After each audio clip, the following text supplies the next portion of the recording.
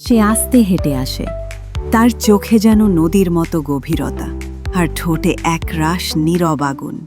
কেউ জানে না সে কোথা থেকে এসেছে, আবার কোথায় যাবে। তার মুখের দিকে তাকালেই যেন সময় থমকে যায়।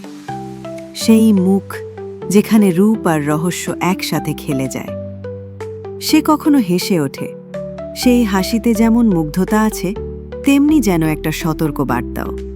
সে কারো জন্য অপেক্ষা করে না, কিন্তু সবাই চায় একবার তার চোখের দিকে তাকাতে। তার শাড়ির আঁচলে বাতাস খেলছে, যেন কোনো পুরনো সিনেমার দৃশ্য। অথচ সে আজকের আধুনিক, স্বাধীন এবং অপ্রকাশিত। কিছু পুরুষ তাকে কেবল রূপ দেখে বিচার করে, কিন্তু বোঝে না তার মনের ভেতরে কত যুদ্ধ, কত গল্প লুকিয়ে আছে। সে প্রেমে পড়ে, কিন্তু ভালোবাসা চাইবার আগেই দূরে সরে যায়। তার সৌন্দর্য শুধু বাহিরে নয়, সে জানে কিভাবে মনের আলোয় নিজেকে সাজাতে হয়। সে কোনো পেইন্টিং নয়, সে একটা জীবন্ত কবিতা। হয়তো একদিন তুমি তার কথা লিখবে, অথবা একদিন তুমি নিজেই হারিয়ে যাবে তার মতো কারো চোখের গভীরতায়। সে কে?